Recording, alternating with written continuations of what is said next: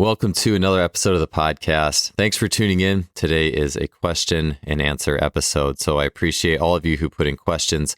I'll be taking questions from not only the last time, I usually do an Instagram story and ask, and so I'll be taking questions from both this recent round, and then I had a few questions I didn't get to on the last episode I did this. So I'm excited to get to all of them today. They come from a variety of athletic performance topics, and looking forward to getting answers on those. Before we get started with the show, I wanted to highlight our show's three sponsors, Lost Empire Herbs, the Plyomat, and TeamBuildr. Lost Empire Herbs is my go-to supplementation company. I love being able to use supplements that come directly from nature, being it a plant, a root, or even something off a tree like pine pollen.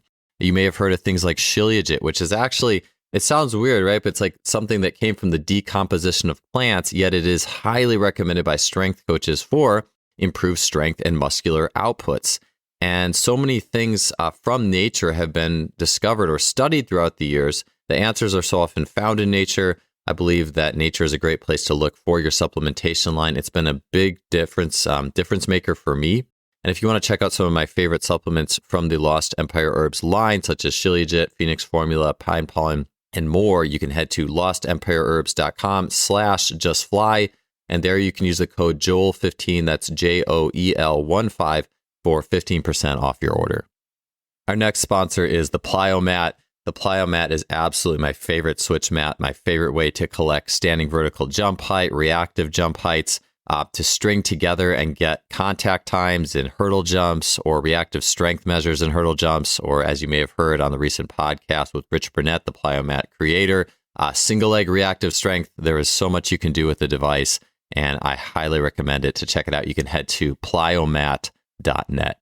Our last sponsor is TeamBuildr, training software for athletes and coaches. If you're looking for an awesome training portal, be it for in-house athlete performance training or training online, TeamBuildr has what you need. You can find them at teambuildr.com. That's TeamBuildr.com. That being said, let's get into the questions for today. Our first question comes from Ben McGuire. Ben asks, what is the best strength and conditioning methodology for a sprinter who can't convert power gains to the track?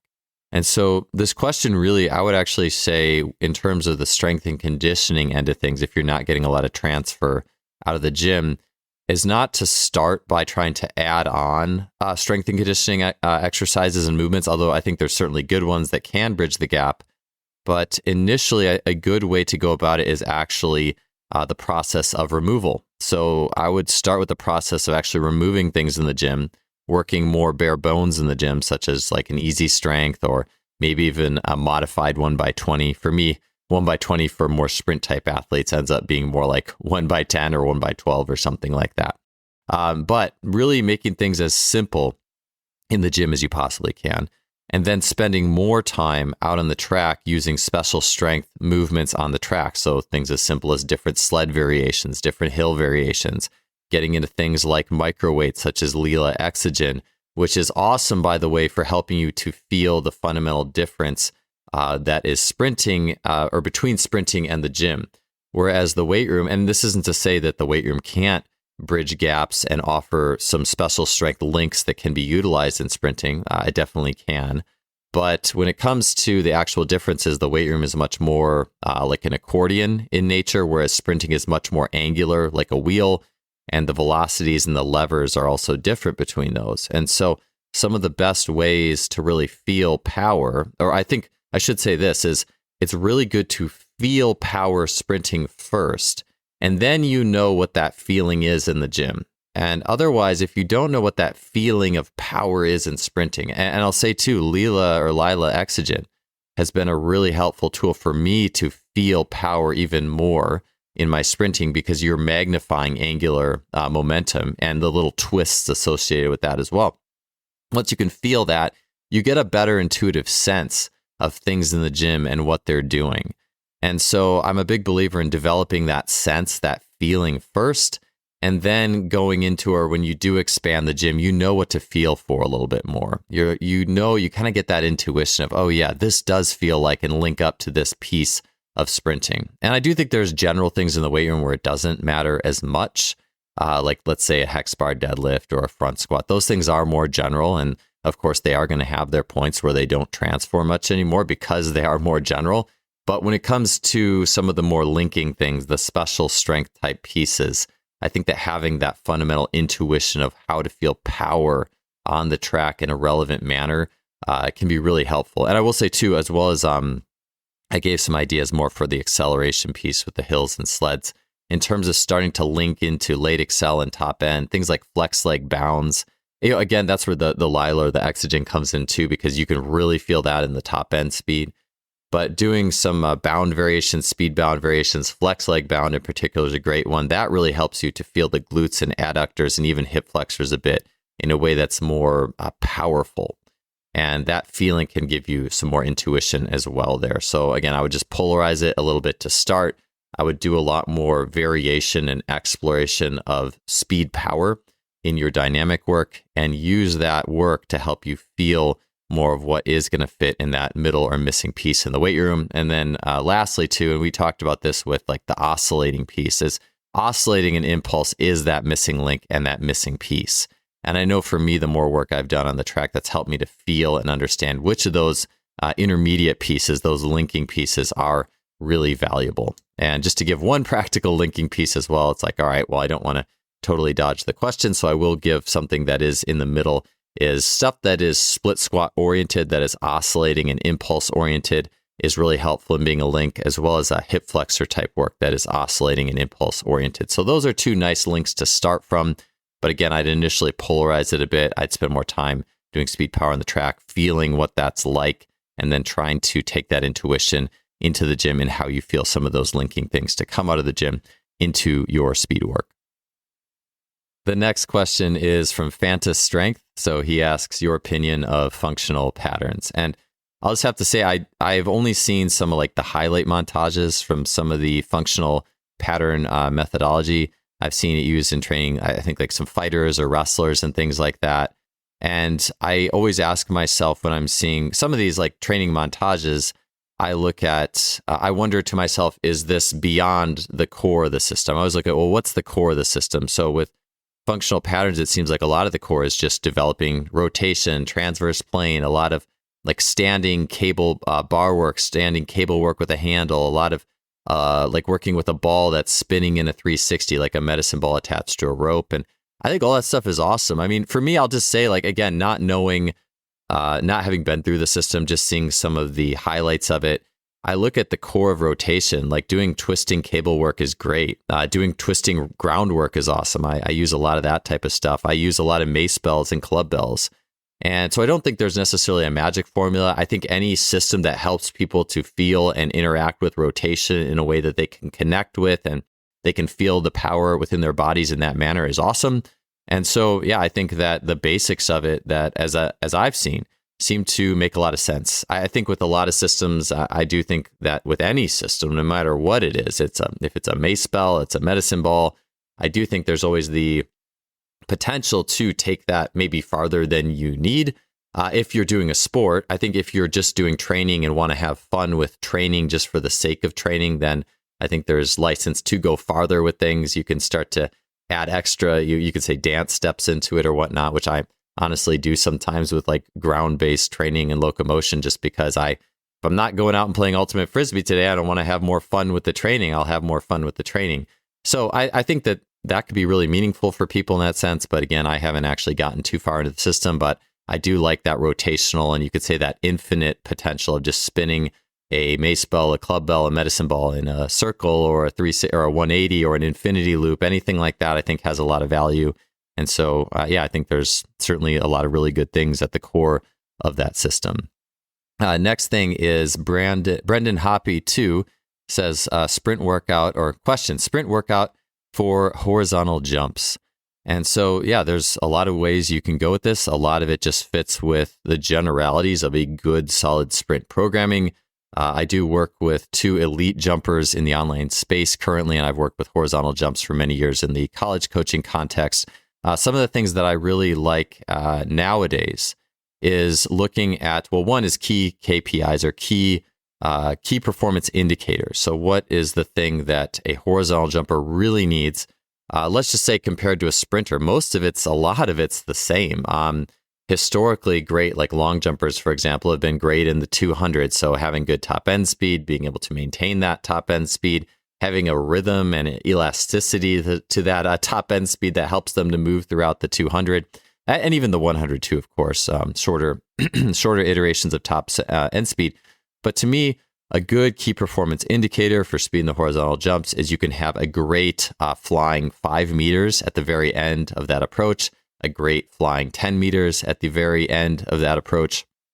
And so in terms of the actual top end speed, yes, doing flying 10s is great, but also doing flying 10s or runway stuff with rhythmic elements to it, doing sprint, float, sprint type things, doing sprint, float, sprints with longer intervals, but also very much shorter intervals, which is something I learned from Darian Barr. And by shorter intervals, I mean even stuff that's 10 meters or less, where you're switching between sprinting and floating, just to develop that kind of rhythm, that can turn into a more rapid iteration that prepares you to go into that final plant. Within that as well, I do think that this is something I've actually been meaning to get to. So this is a on the list type item, but something you could probably play around with, because I see this in jumpers a lot, more elastic jumpers, not more you could say wide ISA, more strength oriented or frequency oriented jumpers, but some of the really bouncy elastic types is doing kind of boundy type approaches. And I'm not saying you have to bound on your approach by any means, but even doing like bound, sprint, bound iterations as just a rhythmic exercise on the runway could be really interesting. Something I've used the last several years that I've gotten a lot of success with that I do feel is very helpful is using primers. So using either sled sprints, resisted sprints as a primer to the long jump session, using even long sprints as a primer. I've talked about, for example, the effect of running a fast 200 or a 150 and the impact that makes on a shorter sprint. So something I'll program for long jumping, for example, will look something like do 3 long jumps, and you will do those, let's just say it's from a 6-step or a 12 total stride, a shorter approach. And you're going to do that long jump, and each jump in the series of 3, you'll do 3 jumps. Each jump is a little bit farther. We get to that study it's highlighted by Thomas Kurz. Dan John mentioned it, where long jumpers doing different distances leads to a farther total jump. So I use a lot of interplay in how far you jump each time. So 3 jumps, get farther each jump, and then you'll go, all right, go run a 120 pretty fast. Go shake your legs out, maybe do a light hopping exercise. All right, now we're going to go back to the next round of 3 jumps that is increasing in distance each time. And so going through or having that interplay between the longer sprints, that longer, slightly metabolic type stimulus, dropping back down into the jumps has been a useful way to do it. Other than that, too, just basic stuff with acceleration days, 20s, 30s, 40s, using different waveforms of how we program those. Doing stuff with skip-ins, I think, is really helpful. You'll see long jumpers sometimes using a skip-in type approach. Again, not everybody has to do this. I know some jumps coaches are a lot more regimented with how they see the approach unfolding. I'm a very exploratory coach. I want athletes to explore how they initiate and gain rhythm in that acceleration. So I don't have one specific style that athletes must generate their speed in.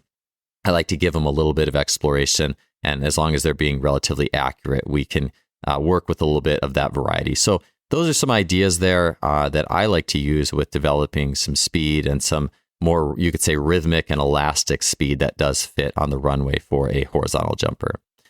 Next question is Hunter ISSP asking, discussion or debunking that the traditional weight room makes you faster. And so I did cover this just a little bit in that first question. And so some things I look at is really what can the weight room give you, and when can it be taken too far, or when can it take away from you? I think it's helpful, again, when we kind of like polarize items, when we don't, for me, I don't, although the weight room's been good to me and it's been not good to me. And then the same thing, especially my early coaching years, was really good to some athletes, and it was not that great to some athletes, especially in like a track and a jumps perspective.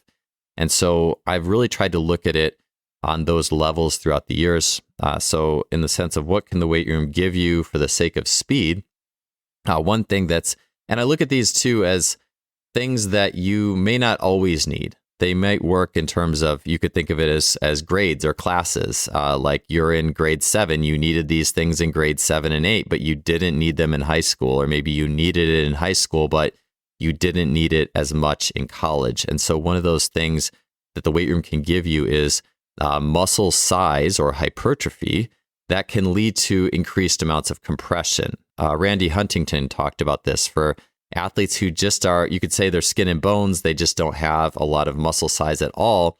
Just simply having more muscle size leads to more compressive potential. So if a muscle has more size, it can actually, just from a pressure gradient perspective, we're not even talking about necessarily the muscle fibers pulling on each other or whatever the actin and myosin exactly do when they're under the microscope. But just from a general pressure dynamic situation, having enough muscle size gives your body a more compressive potential from that pressure perspective. So Randy had talked about doing that, or putting an extra hypertrophy-oriented training day in for those athletes who did need that a little bit more. And again, we can look at that from the perspective of grades. You might need it at an early grade, but at some point you might not need it. So the weight room can give you that. It also can give you more neurological efficiency. So if we think of muscles being able to either work together, different muscular groups being able to work together in a way to move a heavy object. If we look at muscles or motor units in a single muscle, being able to get a greater proportion of those motor units to fire, that could be something as well. But again, if we look at grades, like an athlete who's just not as forceful might get that in an early level perspective. An elite athlete, a high level athlete who's already naturally strong might already have that. If we look at, especially too, like if you looked at like that naturally strong or the freak athlete, you look at like a Bo Jackson or a Usain Bolt or something like that. Or, but not just those athletes who are all the way on the extreme. There's a lot of naturally strong athletes who do already have a pretty good amount of neurological efficiency. So it might be something that some athletes might need more than others. I would say the majority of athletes are not maximally neurologically efficient, and the weight room can and does help them there. But we also do want to look at it as a spectrum. I think it could be an error to think an athlete needs that for life, for every year, every month of their athletic career. They need to constantly be using the gym to get more neurological efficiency. I just think it plays a role. It's a guide in your athletic journey. It's not something you absolutely need every single training phase to max out your neural wiring. Another one is that the weight room gives you is confidence. I think that you feel strong. They can link into speed in a way that fits with, we could talk biopsychosocial and that psychological aspect of things. And then, of course, there is some level of fast twitch development when you do train fast and powerfully in the gym. However, you could also look in the research and see that if you do pretty much anything outside of sitting on the couch, it kind of turns you to an intermediate muscle type, but then you can deload or rest or take a taper, and then your fast twitch, your super fast twitch, the X or the type 2 fibers will overshoot. So there are those aspects of things. So it's not a total black and white equation, as I'm sure many of you are very familiar with, but it's nice to kind of list those pieces and those elements, and that can really help our intuition, especially when we're trying to decide what mix of things is going to work really well for people. So then we can talk, well, what doesn't the weight room give you? Well, the weight room tends to not give you more of that. You could call it maybe a triad, like that feet, fascial, high velocity triad of things. We could even talk or bring that angular aspect of sprinting in there. It's very hard for the weight room to really connect with that angular lever system and that the way the body works in a very angular and integrated and high velocity manner there. It's really kind of hard to touch that in the weight room. We could look at it again versus like an accordion, where the weight room tends to work athletes a little bit more like a vertical accordion of sorts, whereas getting outside the weight room, we see a lot more wheels. We see when we have horizontal velocities and we have a lot of rotations that in a standing position, we see a way more circles and wheels happening in space. And so the weight room can't give you that. And in terms of the speed level of things, it doesn't give you that very well. These are things that hopefully young athletes are getting as they experience a variety of sports and movements. And they're taking that into eventually, when they do get to the gym, they have a lot of these abilities and it's able to all work together really well. And so we're looking at what the weight room can and can't give you. And I will say what it can't give you too is obviously it can't give you those rapid contact times associated with angular velocity. But then we just want to look at, well, when can the gym get taken too far? And this is where that art of it comes in, where it isn't that black and white answer, but we look at it. Well, okay, when am I taking the weight room too far? And that's when we're pushing, lifting 1 rep maxes, when we're not seeing corresponding improvement in our sport-related outcomes, our key metrics for our sports. So our velocities, our swing velocities, our sprint times, our jump metrics. Another time the gym can be taken too far, especially for the sake of speed and short contact times, is back to that accordion type nature of lifting, being a little bit more of an accordion if we're looking at the levers, and being a little bit more like that causes us to hang out in internal rotation for too long. So think about, if you think about like an Olympic lifter or even a power lifter lifting a heavy weight, in that reversal, the knees come in to create internal rotation and compression to help reverse that weight. But if that becomes too much of a paradigm, athletes take that internal rotation for too long of a time, it actually can adjust that force profile to maybe staying on the ground a little longer, to contact times that bias just a little bit longer. And so that's something you can watch for. The narrow infrasternal angle, of course, if you miss the window of quick force production. So you have an elastic athlete that's grinding out too many lifts, that can also kind of bias them towards more of a compensating longer ground contact time format. So, and then of course, looking at how the weight room is impacting joint ranges of motion and shape change, and just checking on that over time. And then finally, the last thing, I'll say it again too, the oscillatory and impulse stuff in the gym, as well as doing some creative complexes in the gym. I think that can be a lot of fun, novel. It's enjoyable for the coach. And the thing with complexes in the gym is it allows us to connect things that are forceful with things that are more elastic and plyometric and speed oriented in nature. And we can constantly be seeing how one thing impacts the other. And so I think this is a really good thing too. I know that answer probably went a few different directions, but those are the things that are on my mind when it comes to that particular situation. I think it's just good to look at first, what can the weight room give you? What can it give you? When can it be detrimental or taken too far? And then looking at some of the crosslinks in the middle.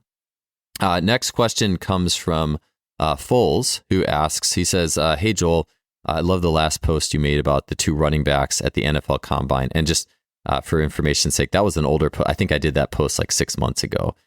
From now is September. So if you, so I must have made it back in like the Combine season or the winter or something like that.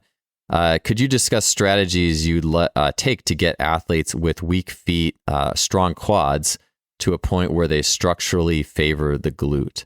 I'm assuming a lot of class 2 work, which would be class 2 footwork, and mindful squatting with regards to the feet. Anything else? ? And then thank you. PS Elastic Essentials changed the game for me. Can't get enough. So yeah, I appreciate that. And so with just for those of you who didn't see, I never assumed that people who are listening to this are looking at all my Instagram posts or nonetheless like remember that one I did 6 months ago with the two running backs. But it was two running backs, and one of which I think ran like a 4.3, and the other one ran like a 4.8 or something. So it was a huge difference. And the guy who ran very slowly was very flat-footed, quad dominant. And I think when I was putting those together and even looking a little bit more deeply into those athletes and their athletic backgrounds, I don't think I posted this, but the guy who had ran a 4.8, who was a slower mover, was, I'm trying to remember if it was a 4.8. It might have been not that slow. It was pretty slow though, to be honest. I should have the numbers here in front of me. But that athlete was also, I think he had gotten like a weight room award or something like that, which kind of, with the last question kind of exacerbates like, what about the weight room and speed and all these things. And so a lot of times that I can see quad dominance does fit with overdoing the weight room. But let's talk about some of the reasons that an athlete might be more flat-footed, quad dominant, not able to get into their feet or their glutes well. One of the reasons is at the root is one's athlete structure and their compression. I found that athletes who tend to be really compressed through the rib cage, for example, they don't have a lot of movement options in their rib cage and their pelvis, and they may be even a little bit limited in their hip flexor range and hip extension.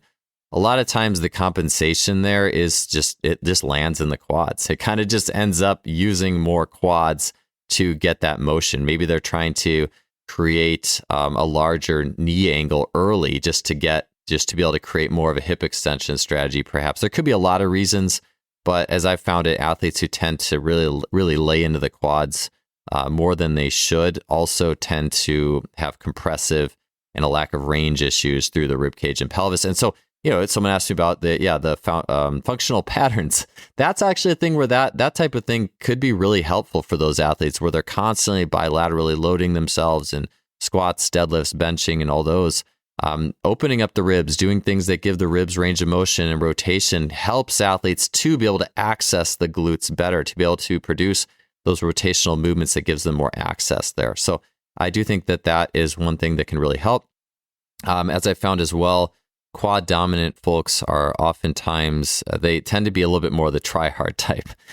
They tend to be types that if you were to coach them in speed, and you were giving them a lot of like positions to hit, you said, hey, get your knees up and your toes up or whatever, that's a very common sprint prescription that I don't use. But those types of athletes they'd be hanging on every word. They'd be doing everything you said with that. They'd be really trying to intellectually process sprinting, which in reality, sprinting is actually a hindbrain activity.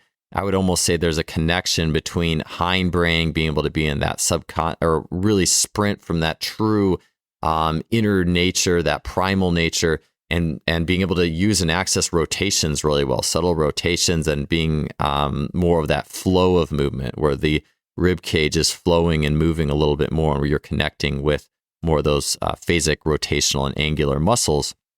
I find that athletes who, if you really actually try too hard in the linear or the 2D, and you're really trying hard to hit every position, and you could even throw stomp the ground in there type stuff, that really linearizes, I don't know if that's a word, but the way the outputs go, the way the strategy goes.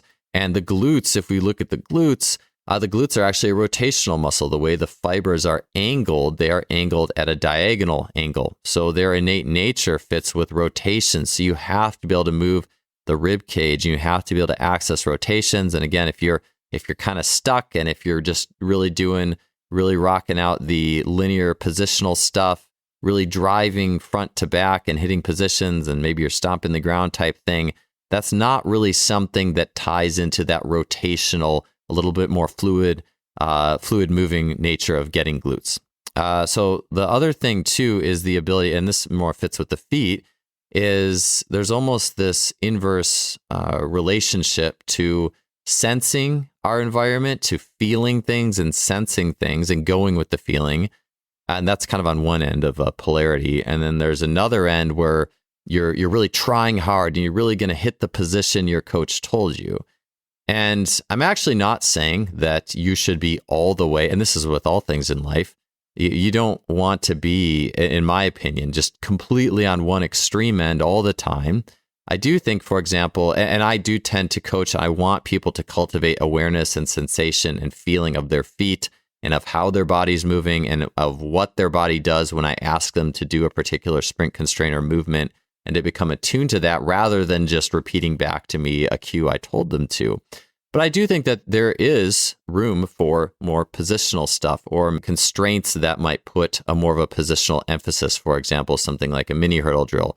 But then rather than telling an athlete to hit a position over the mini hurdle drill, I will just ask them to notice how their body processed the mini hurdles. What changed when you ran over those mini hurdles? How did the sprint feel different versus, well, do this constraint and do this and look like this? I may actually not even say anything and just have them sprint and experience it without my opinions, and help them to, and in doing so, they're going to form their own movement solutions to that constraint. There's an interplay of those things. I don't think there's no place for the more positional movement, but I just think when it becomes extreme, then that can be a problem. So as I see it, a lot of times athletes who tend to run more flat or be more positional, they tend not to have a good sensory relationship with their feet, or just a sensory relationship with the run in general, but it does start very much so with the feet. With that, I constantly think of like the Marinovich training system, a lot of the footwork that's done in the Marinovich system, even some of the big, like bulky discs that I've seen used there, they have like this sensory, it's all done barefoot, and the surface is sensory. It's kind of like granular, and you can really feel the impact of it, of the feet all the way up through the body. Even just take your shoes off and just go run on the sidewalk and just do a few little jumps or pops in the air, a little few skips, and it feels different than when you're running in shoes. And obviously we do need to run in shoes at some point, but just giving people opportunity to feel their feet and get a sensory feedback. And then you can take that ability into some of the more, you could call it coached up things that you do. So those are some things that you can look at with athletes who do display those characteristics. So the next question comes from Garveet Singh, 2011, and he asks, and I'm paraphrasing a bit here, but basically decode fascia or fascial training. We have on one end of things, people saying that fascia is kind of like the end game or the end all be all in training and how we should move or adapt. And then on the other end, we may have people saying that, or just neglecting fascia, not talking about it, not considering it. And it's a great question because it does reflect, as I kind of mentioned, like extremes or being on one extreme a little bit more than the other. And so on one end of things, it's easy to say that a primary cause of training of one human system is like the capstone of all training results. We could see this with like the nervous system, or saying neurology is the end all be all in all training aspects. And of course, the nervous system is involved in all training, just like the fascia is involved in all human movement. You can't move without your fascia, but you also can't move without muscular compression or muscular action as well.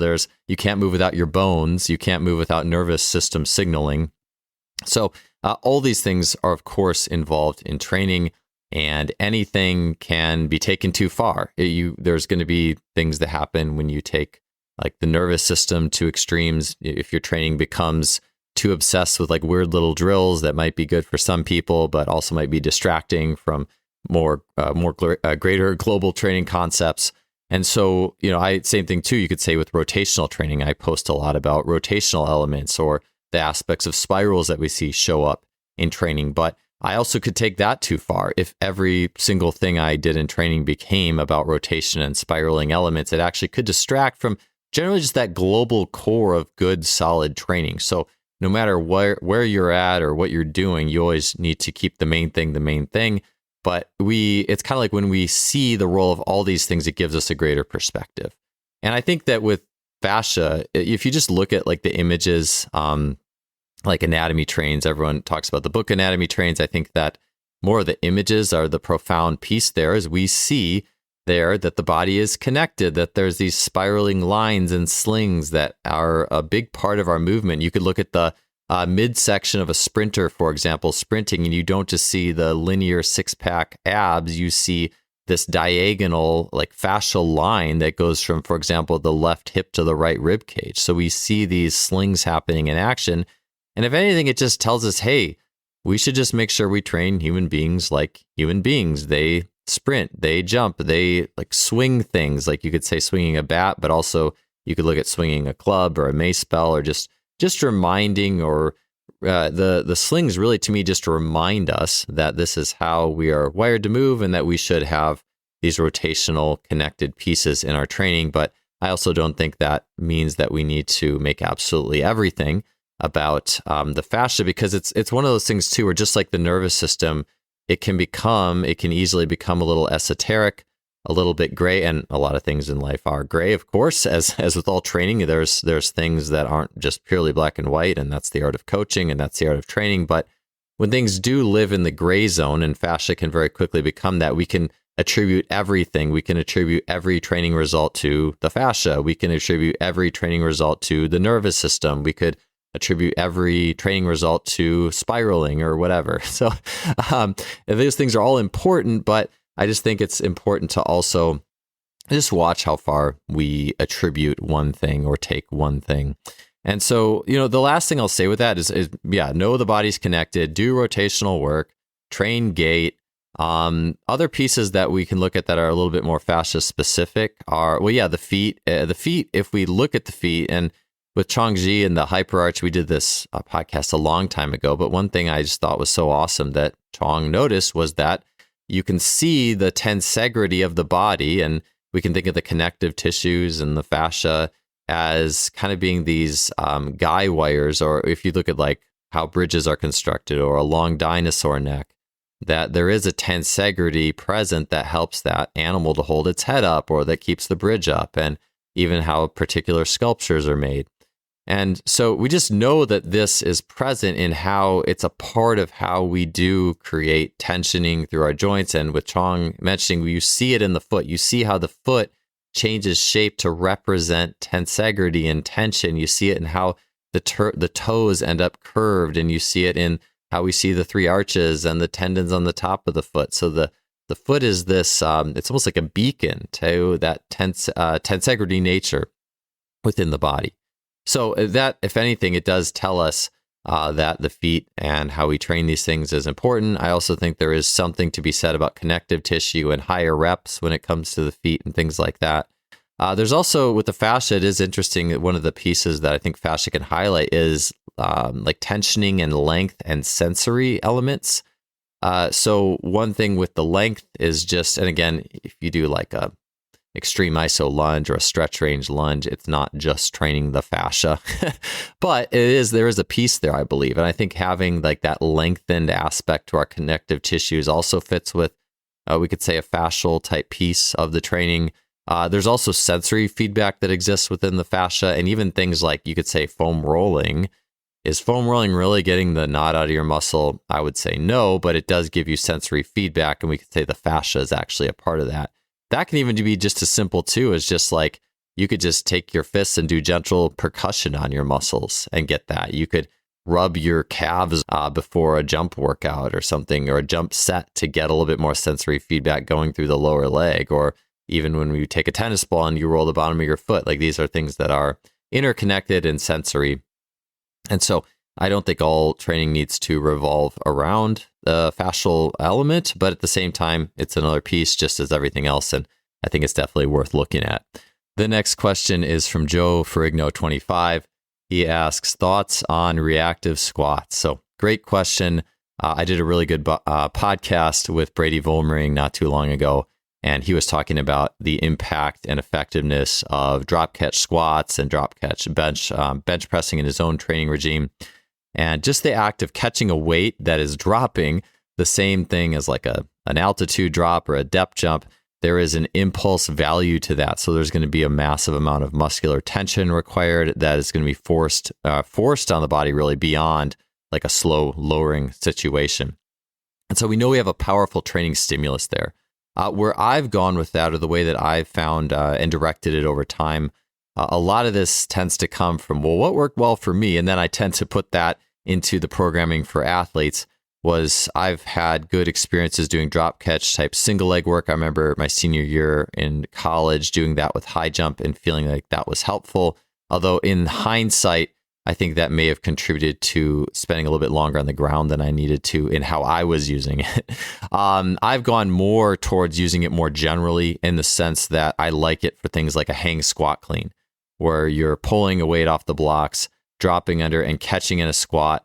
More recently, with the oscillating type elements, I've done that where I will do a hang squat clean catch and then do an oscillation and come up out of it.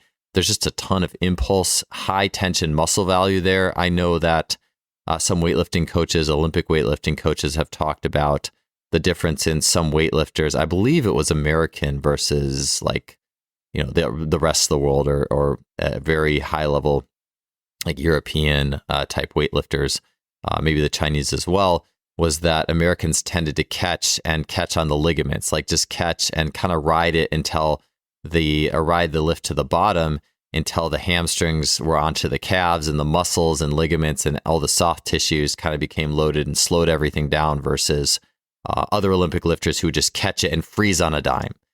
And there is a lot of value in catching something, be it a drop or catching a weight, and being able to freeze instantly. There's a huge muscular tensioning contribution, obviously all the connective tissue as well. And so I think that's valuable, and I think the little oscillations there are really valuable. I've catered to doing that a little bit more than the back squat variation, although I think that could be very effective, especially in terms of just being a potent training stimulus as well. When it comes to things like back squats or split squats, I will tend to treat that more from an oscillating perspective. So more so than drop catches, I've tended to use more oscillating reps, as like with Jeff Hauser and Sheldon Dunlap. We talked about that in the podcast recently.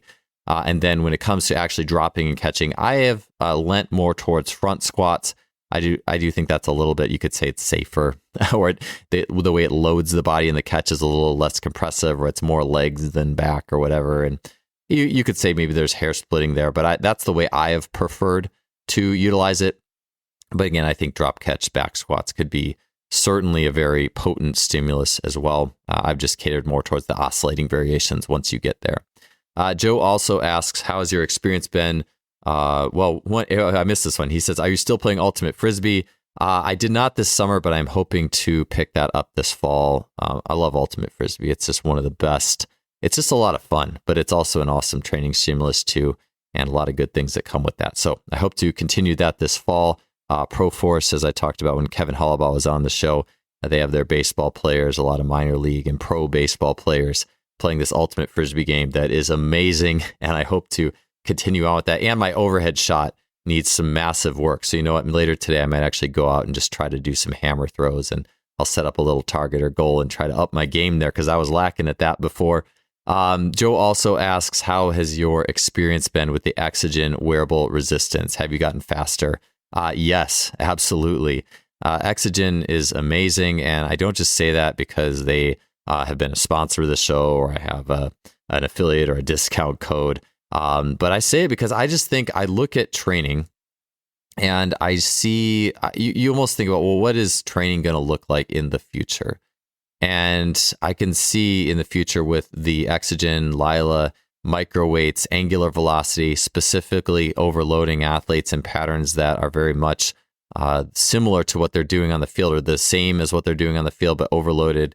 You can also modulate like the angular pieces of the rotation based off where you put the weights. Just really cool stuff. I just think that type of thing makes training extremely efficient and effective. For me, so I'm going to be turning 40 soon. Last year, in the last year, one of my sprint distances, or my key sprint distances, is actually 120 meters slight uphill grade near my house. That's one of the big places I've used the Exogen. I actually haven't made it to a track so much in the past year, just from time and efficiency's sake. But I can tell you that my 120 distance has gotten about 0.2 better this past year, with actually doing a little bit less sprinting overall. I had my Achilles flare up at the beginning of the summer, and so in the process of getting that under control, I didn't do quite as much sprinting and plyometric work as I typically would, but doing the Exogen and doing a lot of hill-based work with the Exogen, and then weaving in a little bit of the 120 work, has been one of my main sprint type workouts. And then using the Exogen, and then where you would actually do a potentiation-based setup, where let's say you start with 300-meter weights on each calf sleeve, and also doing the same thing with the shorts. And then every sprint you take 100 grams, or I think I said 100 grams. I might have said 100 meters, 100 gram weight off. So every sprint you take 100 gram weight off until you're basically with zero, or maybe you just leave it on one leg as an asymmetrical. I have found that to be an incredible potentiation device, one of my absolute favorites. And so, even if you don't have to get the whole bodysuit to experience that, you can just get the calf sleeves to experience it. Just take a little bit of weight off each sprint. Fit in some rotational pieces to how you manage the weight. You can also do kind of like a spiral with it. So you can put the weights on, biasing left on the left leg. They can bias right on the right leg, working that way, and then taking the weights down over time. There's so many cool things you can do with it. So yeah, absolutely. I've gotten faster, love using it. And it's helped me to do more with less in the world of sprinting. I've even used it with javelin a little bit to like weigh or externally rotate my throwing arm to get me to really feel that javelin release position a little bit better, and then taking the weights away as I move towards just normal, typical throwing. Next question comes from Toolbox Gym LV, which is the best alternative to sprinting in a gym with little space. And so, yeah, this is a good question, because when you don't have space, and sprinting really works on getting that wheel bigger, the angular and rotational velocities, how do we train these things? And when we look at the muscles that those velocities developing, for example, the hip flexors, psoas, glutes, lower leg impacts, things like that. And then we also have the tie-in, the rotational upper body tie-in with the obliques up into the upper body. How do we create training that can really help that out? The answer with, for example, Polish athletes back in the 80s, and when the mock drills got invented and they didn't have a lot of space to run indoors, is that's where all the A skips and the B skips and all that stuff came from. It was the way to basically train the sprint muscles in small spaces. And they would do those at high frequencies and cadences. And I think it's kind of funny how now that has become like a way to supposedly train technique when that wasn't meant for technique back in the day. That was meant to train the sprint muscles, the sprint muscle groups. So that's an easy way that you can get that stimulus in. You could use like the Leela, the microweights, Exogen. That's a great way you can tack on to that type of stimulus with the sprint drills. What I've found is that even if you have 20 or 30 meters, you can then use a combination of like a sled sprint, a run rocket, like a chain on the ground, some sort of resisted sprint. That will at least get the wheel type stimulus going in the hips and glutes. From that point, you can also do a lot of multi-jumps for the feet. So bounding variations, speed bounding variations, single leg type variations. But the thing you have to really supplement, I found, is more the hip flexor stuff. So more that thing you're getting at the sustained top end speed that you don't get as much in acceleration.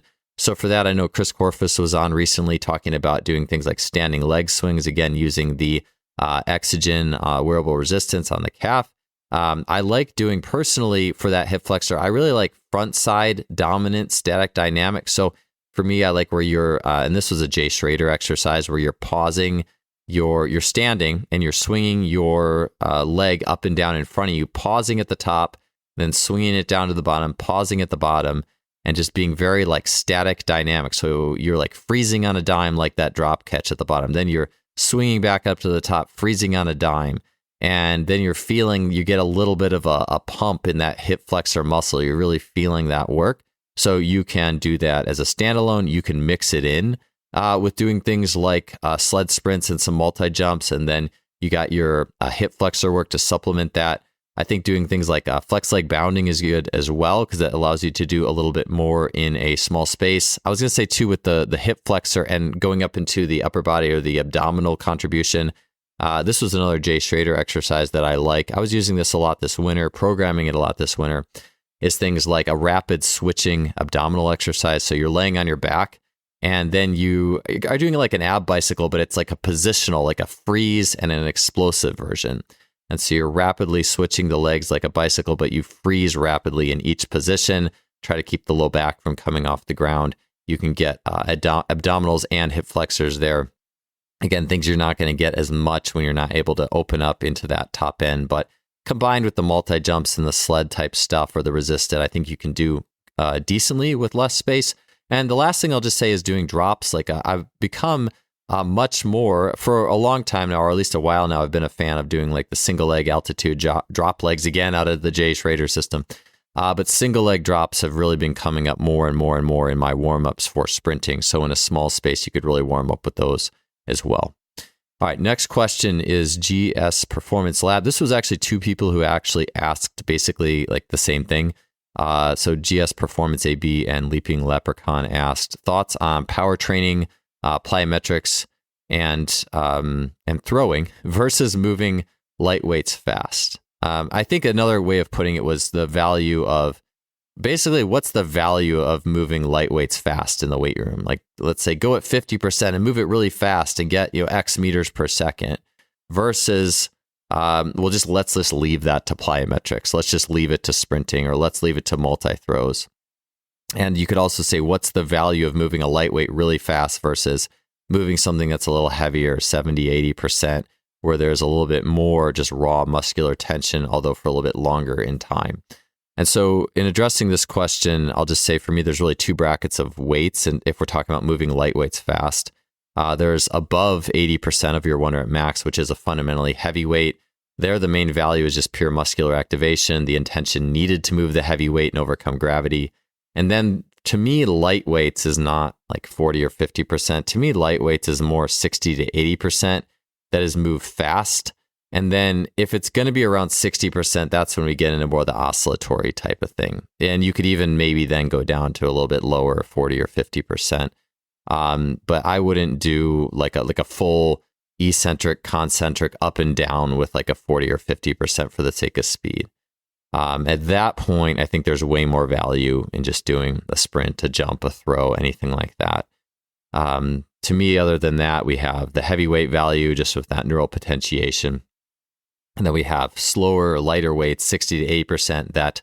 That's still, to me, potentiation, but it can be better for athletes who, like a narrow infrasternal angle type person who doesn't want to grind out sets. They don't want the bar speed to slow down. I've found that for like a narrow ISA, an elastic type, that range can still be a good range to use that still offers a fair amount of resistance. But for those athletes, when it comes to moving fast, just move fast. And then you have the oscillatory type stuff. But yeah, definitely not a big like in the middle type person, even to the point of where I think it's more common, something like dumbbell jumps. Like if you're doing standing vertical jumps with a dumbbell, like you're holding 30-pound or 15-kilo dumbbells, I don't actually see a lot of value in that, because I would rather either jump fast, jump reactively, or just lift a heavier weight. I actually want it to be more polarized, or do a drop or something like that and stop on a dime.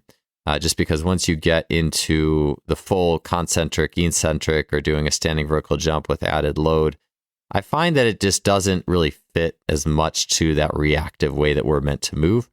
And I'd rather keep things a little bit more polarized in there. So I think I'm trying to read if I had anything else.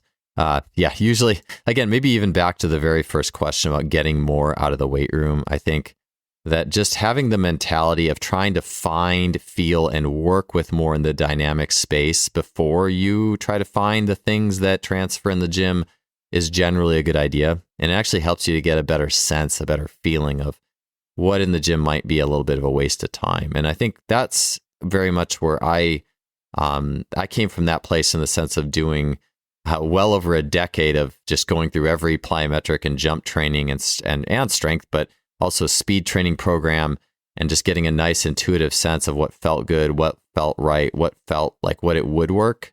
And then when I started to experiment more in the gym, I think I was able to carry that sense with me a little bit. And so, yeah, I just think polarizing and being able to sense what really works from that dynamic speed, plyometric, ballistic throws space will help you to understand if and what is doing something in the gym when lights get just really weight and fast. And that's, again, why I think I've really honed in on the oscillatory stuff when you do get a little bit lighter, because it does just feel more like muscle action in dynamic sport. Next question is Kevin Mick17 asks, what's the most valuable thing you've learned coaching U5 or U6 kids? And so, yeah, I talk about coaching youth soccer a lot. And I appreciate this question just because, like Michael Zweifel has said, he has mentioned coaches, or being a really good practice for coaches to coach both youth athletes and then pros, because you see where it starts and where it ends.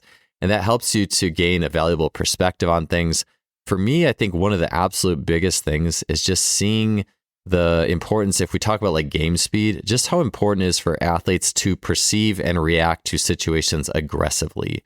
And how you see very early on good athletes, they basically do not have fear and soccer is the youth sport that I coach. They don't have fear in getting into a situation, and they don't lose a lot of speed when they're on the field doing the athletic tasks, where athletes who aren't as attuned to the information on the field, they play slower. They just move slower. They run to the ball slower. They run back on defense slower. Even though if we do, I remember I saw this, I remember one day we did like a relay race after practice or something. And I think we did one like with the ball, dribbling the ball. And then we did one without the ball. We had like a team of 4 and they had to run to a cone and back. And it was just kind of funny to see the best athlete on that team, the best soccer player. And again, they're just 5 and 6 years old or whatnot. But the kid who was the best soccer player, when he actually just had to run in a straight line and didn't have any perceptual or environmental information, it was almost like he didn't know how to do it. And he actually wasn't much faster than the other kids. But when it came to dealing with information and the soccer ball and playing, he was amazing. And so it just, if nothing else, has reinforced with me the value of just how every time we uncouple game stimuli with a movement, we just realize that it is separate. And to be good at the game, ultimately, and again, we talk about playing different sports, and that's really important. Playing different sports, getting different skills, taking time away from your sport, doing some general things that have nothing to do with sport, general training. But at the end of the day, if you want to be a good athlete, it is so much about being able to work with and attune to specific information on the field and being able to open and close those feedback loops faster, being able to make decisions. And you see it early in athletes who are good. It even reminded me a little bit in seeing that in my own experience. Rafe Kelly, who's been on this podcast, had a clip of his son, I believe is 8 or 9, and was in a youth track meet. And he ran, I think, the 50-meter dash and the 50-meter hurdles. He might have done some other events, but he ran faster, I believe, in the 50 hurdles than the open 50, and he won the open 50, so he didn't have anyone to chase, which again, there's an environmental stimuli. It kind of drags you forward. Hey, I have someone to chase. I can run faster. But it's just interesting to see young athletes when there isn't something to chase or race or some sort of environmental stimuli versus having a hurdle, having an objective. And I think if you watch Rafe post clips of his son training, he's always doing like parkour and Ninja Warrior stuff and all the other athletic things kids do. So it's just a cool example of seeing someone who, when you have the environment to pull you forward. And so it always just reminds me of how important it is to always have something that's motivating in the environment that helps us, be it speed training or sports specific training or anything else. And then along with all that too, there is just the emotional and social piece of it. You see just how social, and we all are, but just how much with kids, it's like a raw nerve in the sense of their social and emotional state. They don't cover it up like adults can, or even like older athletes can, or they can't, when older athletes learn to start to intellectualize and add the intellect into the training process, whatever a child's social and emotional state is much more there and apparent. And so in that perspective, you do learn or get a greater intuitive sense of what makes us tick. Because we do we still have those inner states or those inner child states with us. We just learn to work with and manage with living in the body of an adult and the mind of an adult. But just knowing and seeing those things, I think is just really valuable because those pieces of that are still very clearly there as athletes get older. And you do learn, especially on the level of like just motivation. And then also seeing when an athlete might be having a hard time, and you can look and be a little bit attuned to some of the social and emotional factors of why that is. I think it's very helpful to work with children. And then the last thing I'll say there too is just imaginatory play. I know that like when soccer practice is happening, you see like it's all right, all the 5-year-old soccer practices are happening. There's maybe 10 practices happening at once. And so I remember when my son was having his practice, I wasn't coaching his team, but I was there and watching some of the other coaches. And I saw the most like dynamic and exciting practice was with a coach who on another field who hadn't coached soccer before. I think this was actually with 4-year-olds. So even younger and even more, I mean, imaginatory stuff, obviously good for 5 and 6-year-olds as well, but even more so for 4-year-olds. And this guy, he was just using storytelling and just being dynamic, and it was almost like a play, and there was always like something they were doing that involved like, all right, you're all tigers now, and you're on the hunt, and we're doing this, and the kids were so into it. They were flying around the field, super excited, and then you look like one field over, and there was something a little more boring happening. And so again, I think that we do obviously change over time, but I think that it just kind of ties into. Eventually, you look at coaching it so often, it just becomes a set of rules, a set of instructions. And I just think there's that core within us that wants a story. And the stories change as we get older. But even look at if you've been following like Deion Sanders in Colorado, and you look at how he motivates his players before the game, the stories he tells. I mean, this is the way that evolves as athletes become older and more mature. And what are the stories meaning now? It's just really cool to watch. I know I've taken coaching, and I know I think Deion actually coached kids, like younger athletes in his coaching. He didn't just coach pros, and I probably need to do a little more research on all the ages of athletes that he's worked with. But I know he worked with younger athletes before he got into his current position. And so I think there's value there, and I think there's value for all of us in kind of spanning different groups of athletes and gaining different perspectives. Okay, next one is Ignite Performance Vault asks the effectiveness of max velocity work for distance athletes. And so there are two sides. This is a great question, by the way, because again, this kind of things, it's great to ask questions that get outside of our typical populations, our typical groups that we coach, because when we see perspectives on coaching this group, we can bring that back into our core philosophy. And so I think there's two sides to the coin with distance athletes. Let's say milers, 2 milers, athletes who run the 5K and sprint work. One is that is absolutely is helpful for distance runners to have a fast and athletic component of their training. I don't think this just needs to be doing things like a flying 10, however. I think that distance runners have got this naturally or in other training through things like running hills fast, so sprinting relatively maximally up hills, maybe playing ultimate frisbee, of course, doing things like flying 10s. I've also seen training where distance runners have done hurdle drills, hurdle dynamics, explosive med ball throws, light plyometrics like doing more advanced sprint drills, flex leg bounding, light bounding on the turf, running, sprinting stadiums. So I think that, if you're talking like the core package for the whole distance running group, so I'm talking like 800 meters all the way up to your 5K, your 3 mile, maybe even your 10K athletes, I think the base package of just general coordination. So we're doing hurdle drills, we're doing sprint drills or advanced sprint drills or light plyos on the turf. We're doing some med ball throws, some stadiums, some stadium jumps, and some kind of, you could call them garden variety, intermediate plyometric type things. I think that's great for all distance runners. And then I think the more they trend towards that 800 mile type, I think that's where a lot more of the flying 10s can really be more maximized, just in the sense of, Hank Kreinhoff has talked about archetypes of athletes, and a phrase he's used is cats and cows. And you could think, if a cow isn't made to jump, how often should we make that cow jump or expect it to jump, and how will it impact the training program? And I would look at it in the sense of, in the same way, I think that doing fly 10s is a valuable thing for distance runners. But if an athlete is definitely way more on that distance end, they're more of like a 5K, 10K runner, they're a little bit more compressed with a range of motion, and their sprint looks more just like a fast, shuffly way that they actually run, maybe that athlete isn't getting as much out of that as an 800 runner who actually can get up and sprint more effectively. And so I just think that's something to consider. With that too, I've seen, back when I was at Cal, I saw athletes who were like 1500 mile types, 800 types.